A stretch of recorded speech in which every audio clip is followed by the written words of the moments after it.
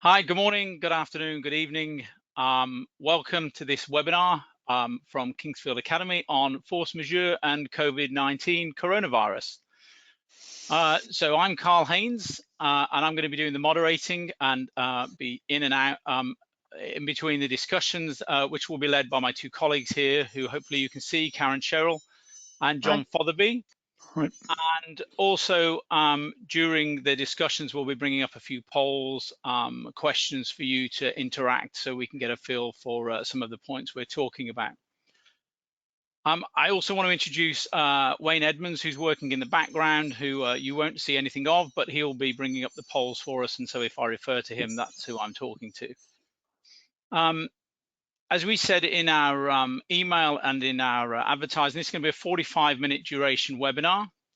So we're going to have around about, once I finish talking here on the introduction, around about 25 minutes worth of discussion with Karen and John around the key topics of what the webinar is based on. And then hopefully we're going to have about 15 minutes at the end to field any questions which you might send in via the chat box, which you should be able to see in the bottom of your right-hand corner there. So feel free to post any questions you might have.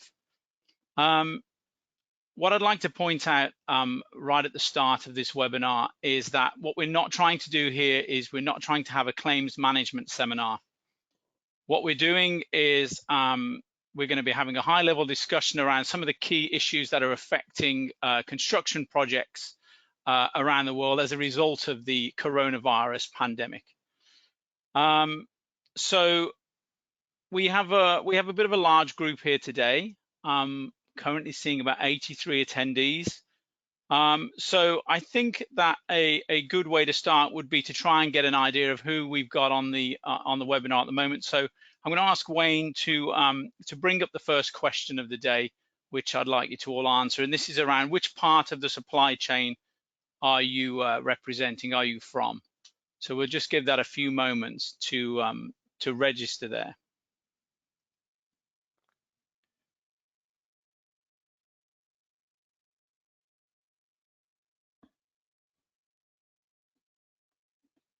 And just roughly, we'll be on the different sessions. We'll be trying to do about 5-6 minutes on each session, and I'll punctuate these sessions with a relevant question to Karen or John, so that you can keep track of what it is we're talking about.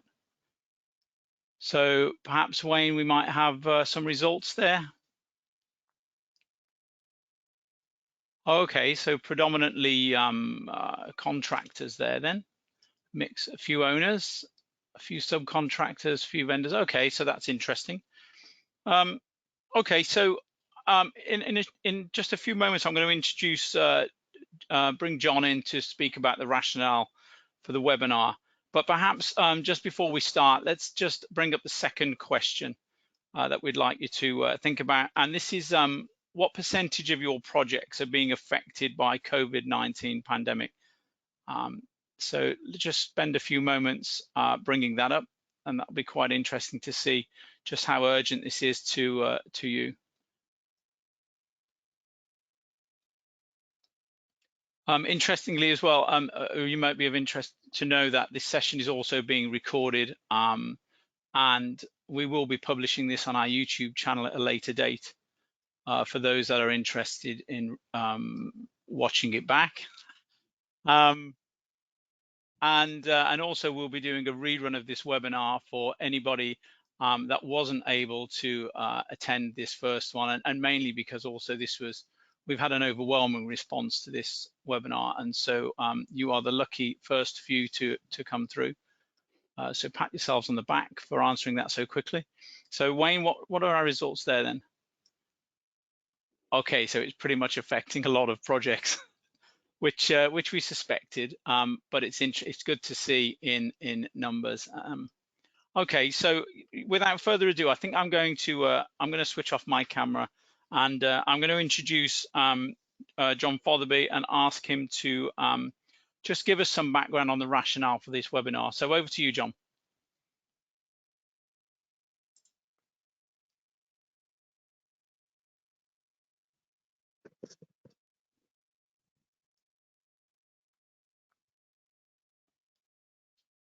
Okay, so just John, John, at we the seem to moment be we having can't hear your you. microphone issues.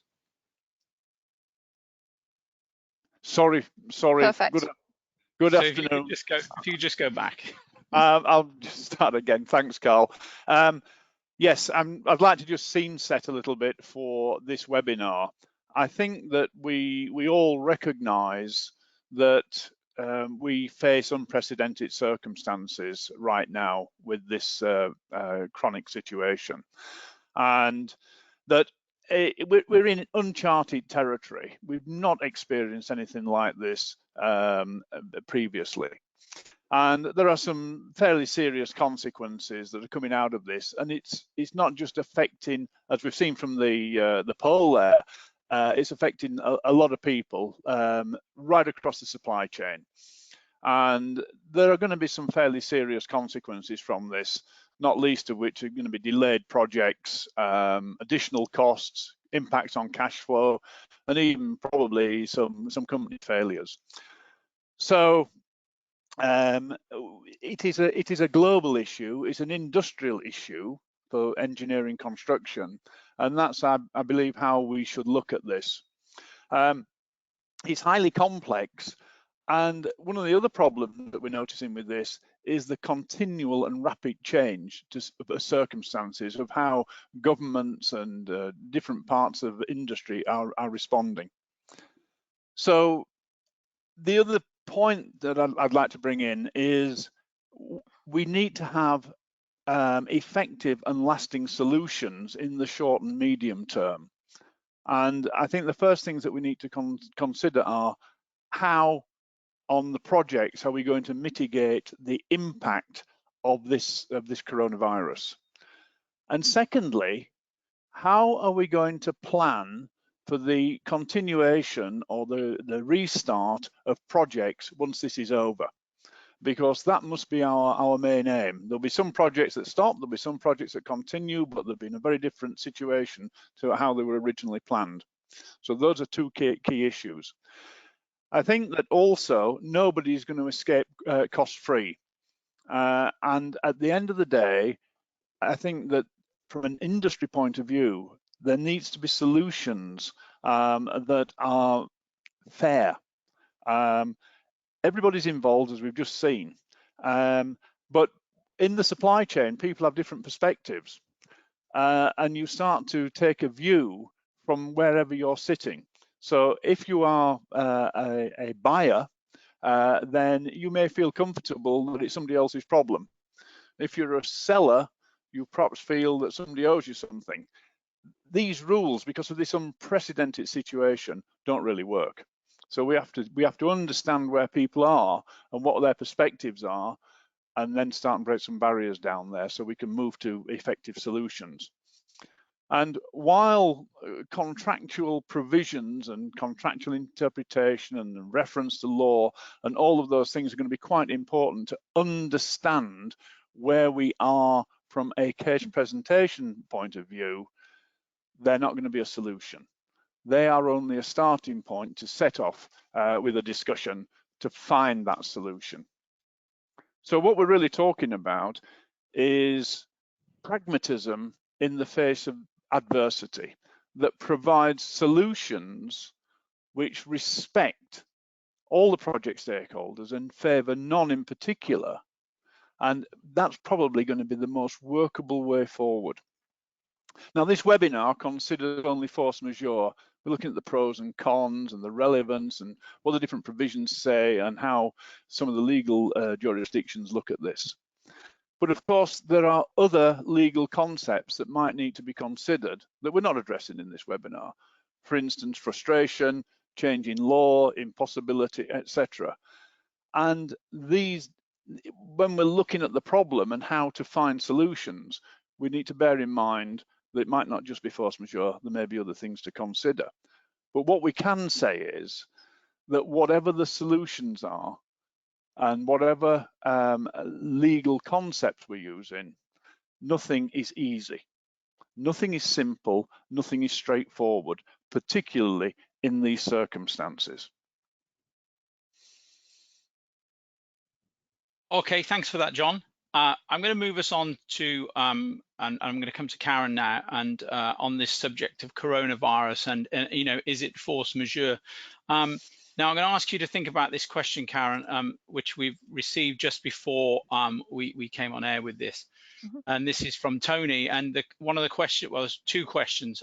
One is the onset of COVID-19 acknowledged in all countries as a force majeure condition?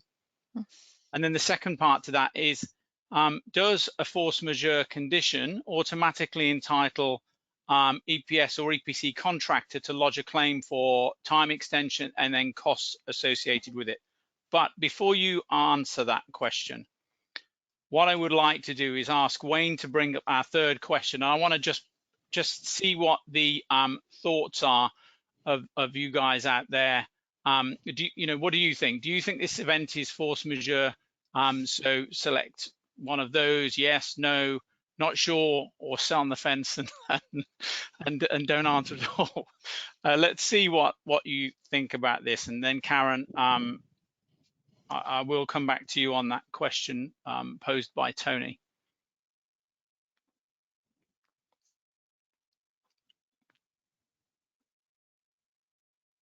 Okay, so how's that looking?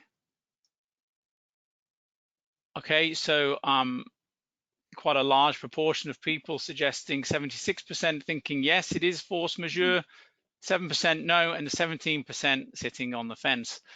So on that then, Wayne, I think we'll hand this across to Karen then, and if you can tell us what you think then. Is it force majeure, and maybe address some of those points raised by Tony? Well, as with all of these things, the answers are probably going to be maybe.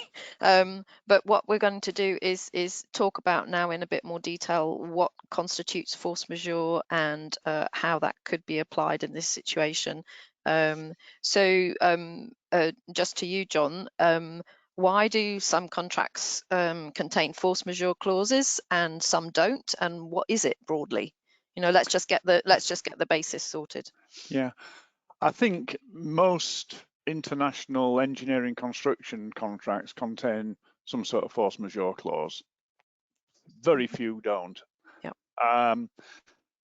And the reason, I think, is this. The force majeure provisions there are in circumstances where one of the contracting parties, and don't forget, force majeure applies to the owner, the contractor, the subcontractor. It's it's an equal provision, if you like. So force majeure is there when one of the parties is affected by an event or circumstance that occurs on the project for which they're not responsible. Neither party is responsible. But if the force majeure provision wasn't there, the party that's affected by it can't execute their contractual obligations, then they will be taking the risk on it. And that will be manifestly unfair. And that's why we have the provision there. So it's really about performance of obligations, prevented, nobody responsible, what do you do about it? That's our starting point. And certainly with our client base, with the 30 odd years of us doing this, I can't think I've ever seen a contract that we've dealt with that doesn't include a force majeure provision. So it will be there. However, as we will discuss, what do you think are the 3 or 4 common points that qualify something for force majeure? Well, I think. And different people have different criteria here, but they're all more or less the same. First of all, the event will be unforeseeable at the time of entry into the contract. I think that's a fundamental issue. The event is not the responsibility of either party, as I just said earlier. They can do nothing about it, actually, so they can't control it, and they can't avoid it. And it will prevent the performance of a contractual obligation. And those are the basic criteria. And therefore, they have an effect on work delivery at the end of the day. And as most of you will be aware, hopefully there's still an obligation to mitigate the impacts of force majeure. And where we're talking about looking at alternatives like impossibility, it's probably not impossible to deliver your contract. It's probably going to be disrupted, delayed, cost more, etc. So it's very, very important that you look at specifically what your force majeure definition is, because even in standard forms of contract, it can be quite different. And all force majeure clauses are definitely not the same. So something like FIDIC has got a very general definition of an exceptional event or circumstance, whereas other standard forms of contract and bespoke clauses may have a list of events that are classified as force majeure.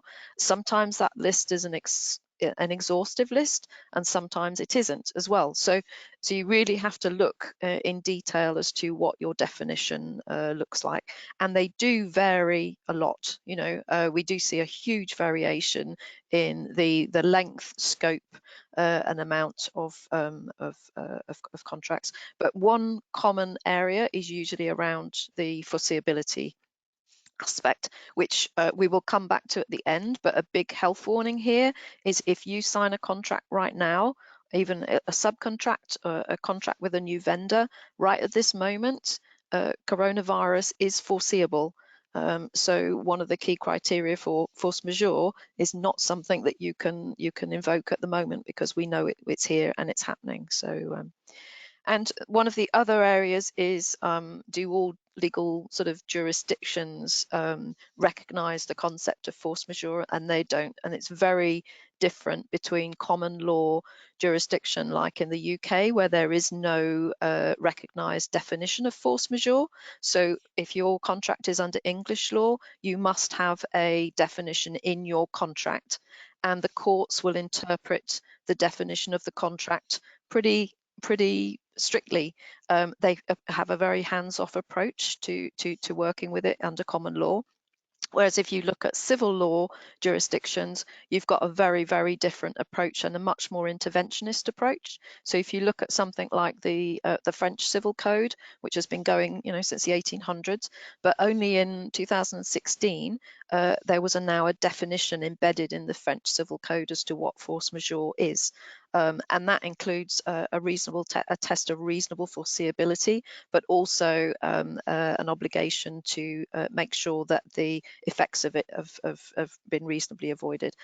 But again, all civil code jurisdictions are different. So in the UAE, there is no formal definition of force majeure, etc. So it's different. It's different everywhere you go, and we're going to need to consider all of your projects probably on a case-by-case basis. So, so John, one of the key issues here is the relief that we get from force majeure. What are your thoughts here with regard to time and money? I think it depends on two things. Firstly, it depends upon the actual wording of the contract. Most force majeure clauses in international contracts do not anticipate payment of costs as a result. The basic principle is that the cost of the event lies with the parties who bear the cost. If costs are going to be treated by the contract, and there's going to be some sort of reimbursement, and there are one or two contracts like offshore and subsea type contracts, then it has to expressly say so in the contract. And really the means, not the means, but more the what sort of costs are recoverable under those circumstances. So they're not usually a general we can recover everything type of provision. They will be specific. The other issue to consider is how does the governing law treat force majeure and costs? Because as you've just mentioned, even in Europe, where civil code is, you know, is the legal system, there are great variances between different jurisdictions as to how they treat force majeure, and depending on the circumstances and the situation, etc., etc., the governing law may say in these circumstances costs are recoverable. So you know, the short answer is look at the contract and understand and take advice on the law and how it interprets that contract and that particular force majeure clause in it. Okay. I just add one other point on that though, Karen, and that is where we may have a head contract that is under, say, English law, Yep. and subcontracts or purchase orders that are under civil code or even Islamic law. Yep. There we start to get a very interesting situation. Yes. Yeah. And I can imagine that from one of the big projects I worked on last year, that's exactly the situation that you would have. As this pandemic continues, there is a good chance that we may reach the number of days under many contracts, which may entitle people, the contractor or the client, to terminate the contract. So, what's your opinion on termination provisions? Well, if the termination provisions are expressly included in the contract, then those are the rules that you'll work with. So some contracts may say it's 160 days or something like that. If it says nothing, then there is no means, unless the governing law provides that there is a backstop on the time that force majeure can continue. So again, it's the same issue. What does the contract say? What does the governing law say?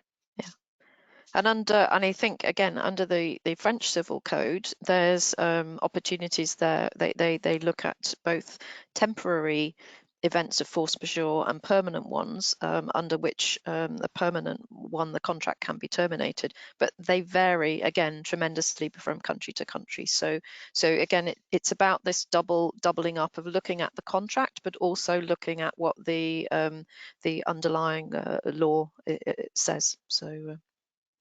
So can I just put it to you then, and I just want to see if you can snap this up, if it can be answered briefly, because I know we need to move on to the next section as well. But bearing in mind, so everything you've just said then, is coronavirus, does it qualify as force majeure? If I could ask you to kind of, Karen, perhaps, does that, what's your answer to that, please? Well, I think both of us, both John and I, would say it depends, and I hope that's the message that you're getting from this. There's kind of three different or several questions that we need to ask ourselves. So what is the contractual obligation that can't be performed, and what's preventing it? Is there a clause in the contract, and if so, what does it say? And if there isn't one, which is probably unlikely, what does the underlying law say? And the area of is the contractual performance prevented is going to be a tricky one, and also need to take into account what your particular performance was on the project at the time that this has happened and is evolving, which we'll talk a bit about in the next session. What do you think, John? Yeah, I think that you're absolutely right. It depends on what the clause says. I mean, for example, if there's a sort of a generic provision that says list of items, and this includes, let's say, epidemics, then clearly that would fit as force majeure as a principal issue, and it's provided for in the contract. And under the present circumstances, you could safely say that at the time of signing the contract, as long as it wasn't just recently, then it was unforeseeable. So the big issue, and it's unlikely that you would not be able to show that neither of the parties could control the situation and do anything about it.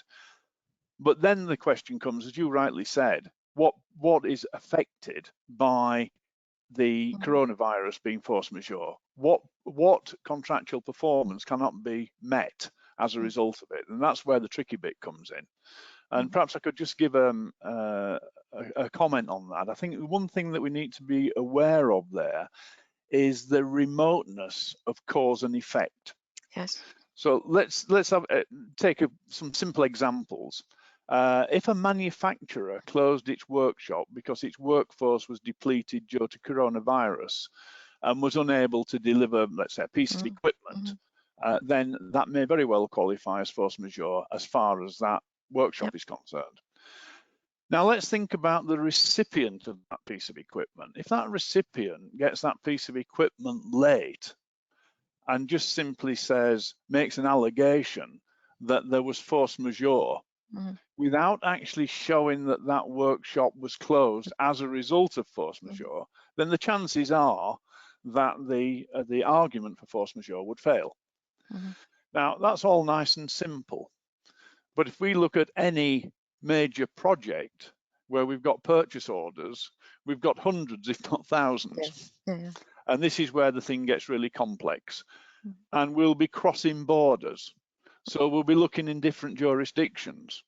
We may have conflicts between the purchase order provisions and the head contract provisions, and so on and so forth. So, but we have to get back to that. And just to close on that point, I'd say, you know, a generic assertion that there was coronavirus in China in terms of force majeure is unlikely to is likely to fail, simply because was all of China shut down at a particular time? It's a case of where did coronavirus hit? Does it qualify in that particular situation as force majeure? And then you go on from there. So we have to look at the facts, and we have to look at the contract, and we have to look at the law. Okay, then thanks for that. Guys, I just want to bring you on to the next point that we wanted to talk about. So this is the case of, if we think that coronavirus is a force majeure event, what do we need to do? So John, do you perhaps want to start talking about this then? Yeah, I mean, firstly, the force majeure provisions, assuming that there are force majeure provisions in the contract, will usually say that the party that is actually prevented from performing its contractual obligations either needs to declare, or sometimes it will say serve a notice of force majeure in conformity with the relevant contractual provisions. That's step number one. So the point here is, it's the party affected. Now, it could easily be an owner that's affected because they can't meet their contractual obligations towards the contractor. There'll be many circumstances where the contractor can't meet his obligations, and it will be the contractor that needs to serve force majeure. Or, you know, it depends, both might. But whoever is asserting force majeure has two matters to prove. The first is, in this instance, that it is force majeure caused by coronavirus. I'm not going to go back over that. I think we've talked about that. And then the next part of proof is the actual impact that this had. So if you've established force majeure, then the question is, what is the impact of that? And this is the really tricky bit.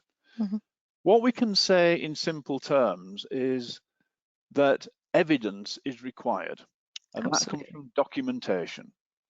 So we need to document what is happening on the project, identify the cause and the effect, and demonstrate the impact. And this is all about records. It's all about contemporaneous records. If you don't keep the records, you will struggle. And John, just to add in there, for you know, you could imagine that there's going to be a severe amount of disruption as well as delay, which is going to cost, you know, this is all around productivity and efficiency, etc., etc. Proving disruption at the best of times is really, really, really difficult.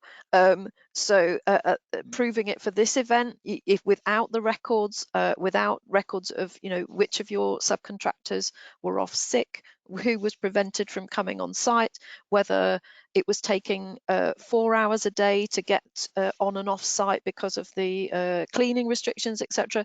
You need to try and get those records, bearing in mind you may not have all the records. You may need records from your subcontractors. So that's if there's one message that we do know at the moment, is keep records and keep some documents. We don't know what you're going to have to do with them yet, but please keep them. Yeah. Yeah, We've lost and there's your another sound. issue here that comes again, in, John. and that is what actions. Sorry, I don't know what happened there. Right, okay. You're back. Is everybody, you can hear okay now? Yeah, yeah. Okay, thanks.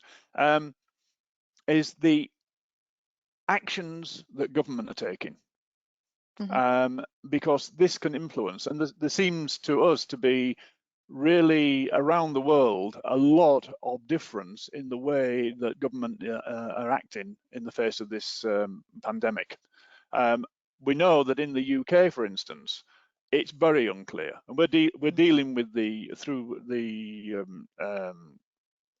contractor organisations with the representatives of government to try and understand what is going on. But it's a moving bean feast all the time, and a great deal of uncertainty. So some projects go, some stop, and as you say, the disruptive effect of that is considerable. And we need to think about the disruption from two perspectives. One is the time impact that will have, because we're not getting the productivity out in the production and progress. And the other, of course, is cost. And that brings us on to another subject as to whether, in fact, costs should be taken care of in a force majeure situation like this. Now, as I said earlier, typically, force majeure does not carry costs. But we would suggest in these circumstances that accurate cost records are maintained, because ultimately, if we're going to have an agreed platform for the continuation or recommencement of projects, then costs will have to come into it. And the records for those costs need to be pretty good and accurate if anybody's going to try and find a sensible solution. Yeah, absolutely. And thinking about what we need to be aware of, then certainly from our perspective, we deal with negotiated settlements around jobs all the time, and we know that the legal and contractual arguments, whilst they may be, we will start along those lines, at the end of the day, everybody in the supply chain wants the project finished, and this is alone, there are lots that we could have debates till the cows come home about force majeure and other legal reliefs under contracts or under law, but they are unlikely to be the actual strategic solutions that we need to come up with to solve these problems together. So we would certainly advocate that you develop an in-house strategy in your companies, maybe across the company, so that you've got a consistent approach to it. But then you will need to look at each of your projects separately. There will be no one-size-fits-all model for all of your projects. And I certainly saw this in the a much smaller scale, but in the embargo in Qatar a couple of years ago, where force majeure was an argument, but at the end of the day, it wasn't going to entitle anybody to money. But actually, most clients were extremely reasonable. Everybody needed all the jobs finished in time for the World Cup, and actually negotiated settlements were the end result of that. And I would expect that that's the way it's going to have to go, because we all need to have a contracting industry, a subcontracting industry at the end of this. It is not a healthy thing for everybody to go bankrupt. So what else do you think we need to, in terms of people on the call, John? What do we need to people be thinking about, and what do they need to know? Well, before I answer that, I'd like to come back to your last point and just emphasize that what I think is necessary is when we're talking about costs and the whole case, authenticity, transparency, and honesty. Because this is an industry problem, and it's a global industry problem, and we have to find solutions. And we won't do it if we try to, not be realistic and fair. I think is the key message. John, Karen, I know that there's plenty more you could talk about, but I'm conscious of the time, and I want to ensure we get through all the points. And this last one specifically. So, are there any specific key points that people here on the webinar need to remember now, with regard to what we've been talking about? You go ahead, John. Do you want me to go first? I think one of the first things is that this force majeure event doesn't supervene preceding delays and costs. Anything that's happened before coronavirus kicked in is there as a matter of history, and it has to be dealt with as a matter of history. And the coronavirus simply follows on from whatever those circumstances were at that time. And therefore, we have to disentangle the pre-existing situation, whatever that looks like, and whoever's responsible for it, doesn't matter, disentangle that from dealing with the force majeure. Ultimately, as you were referring to commercial deals, Karen, the two may come together in a settlement by all means, but in order to be able to advance cogent arguments, we do need to keep the things separate to start with. I think there's a couple of other things here as well.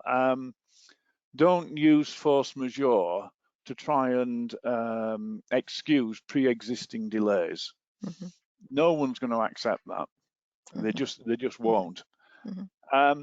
And don't try and get coronavirus to fit inside a force majeure clause if it doesn't qualify. Yes.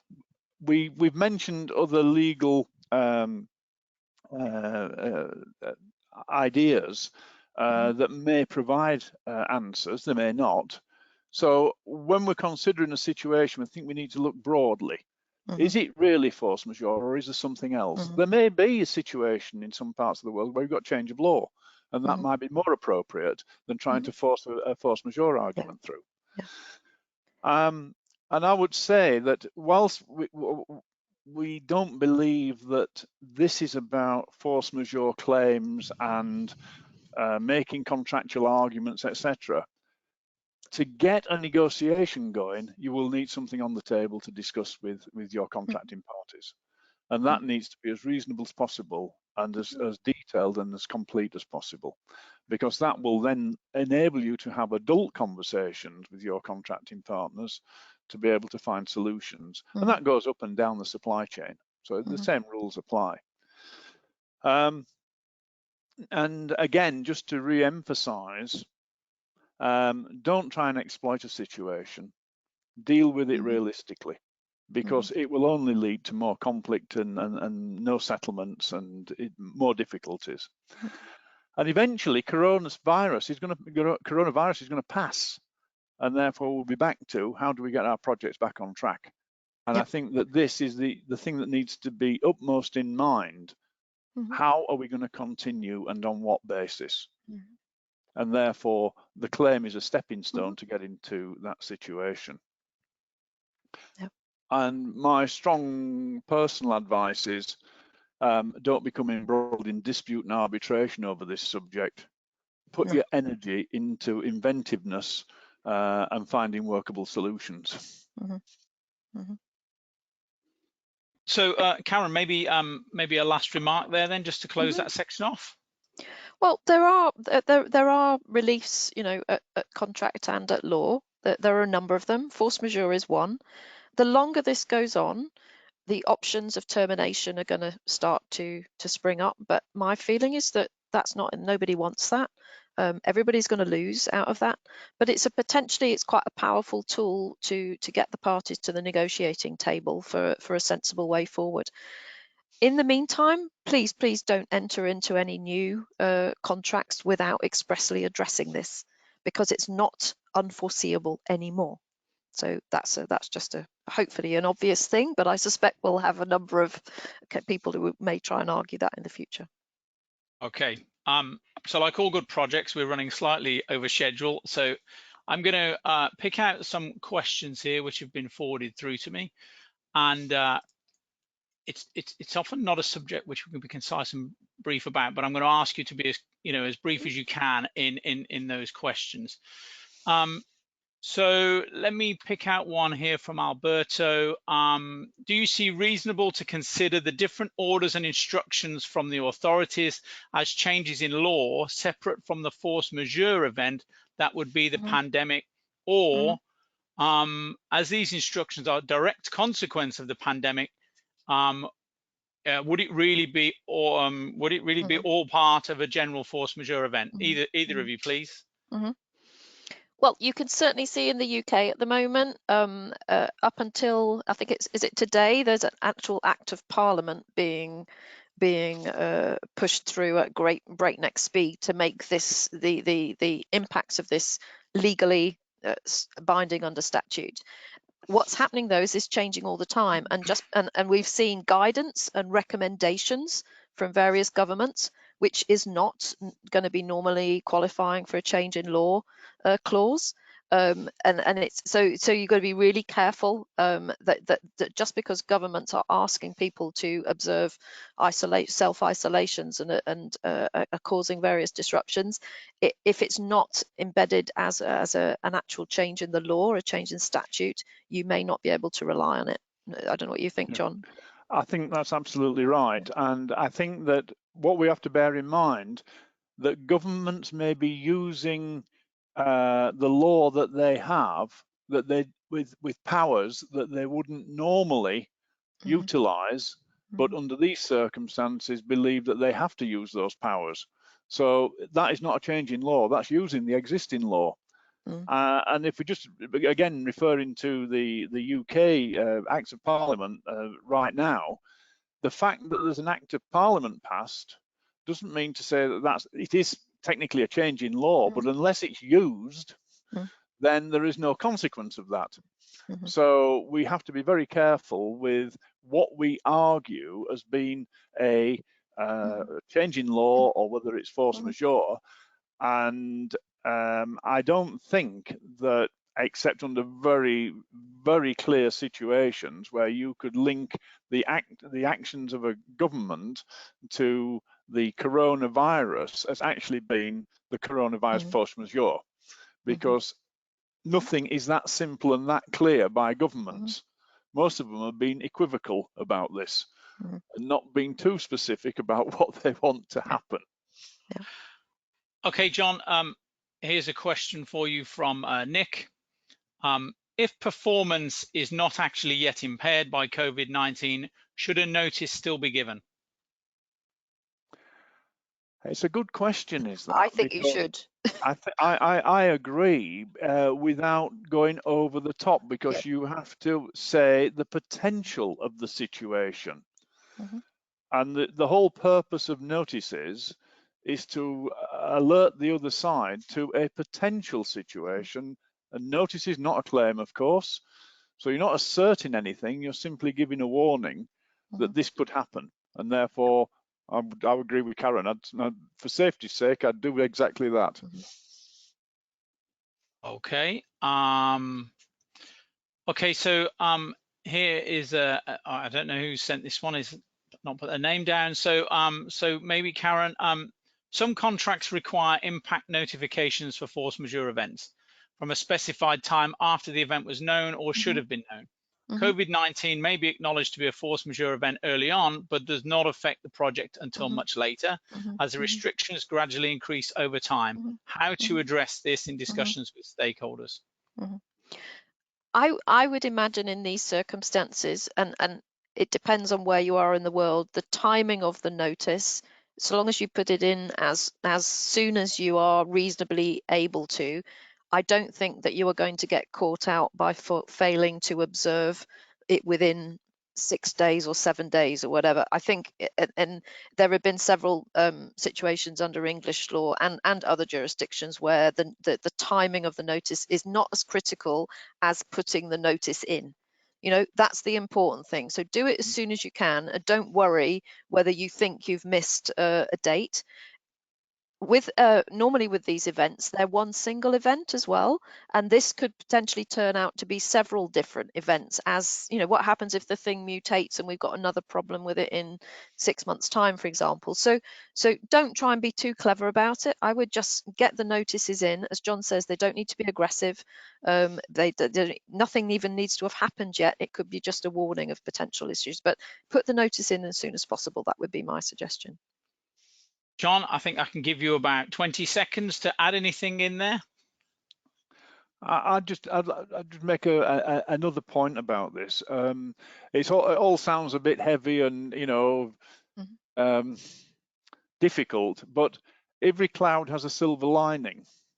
And if as an industry and as owners and contractors and subcontractors, etc., we start to practice collaborative working to find a solution, we might find that that's quite a good way for the future of going about our projects. And if we're going to find effective solutions to this situation, we're certainly going to have to collaborate. Good. Thank you, John. So that brings us to the end of the webinar, almost perfectly on time. We hope that you found what John and Karen had to say was useful. So thanks to John and Karen for providing their expert subject matter expertise for this conversation. There were lots of questions that came in which we haven't had time to answer. It is our ambition to look at these questions over the next few days, and we'll be bringing these into groups of key topics. Mm-hmm. And we will send out some summary kind of responses to those, and you'll receive those via email maybe the next 2 to 3 days once we've had a chance to process them and formulate the answers for those. As I said at the start of the webinar, in the next coming days, this webinar will be put up on our YouTube channel, so you'll be able to direct colleagues to it to watch it. However, we also do have a second webinar happening on this, the same topic, so you don't need to come in again, but if your colleagues do, on the 1st of April at the same time, please register their interest and we'll ensure we get them onto this webinar too. If you have any questions outside of the scope of this webinar, then by all means reach out to myself or Karen or John or anybody at the Kingsfield Academy team, and we will do our best to get back to you and try and help you through these kind of rather murky waters at the moment. So from all of us here at Kingsfield Academy, thank you for your participation. Thank you for engaging in some of those polls and for putting in your questions, and we look forward to seeing you next time. Thank you very much. Thank you very much and good luck.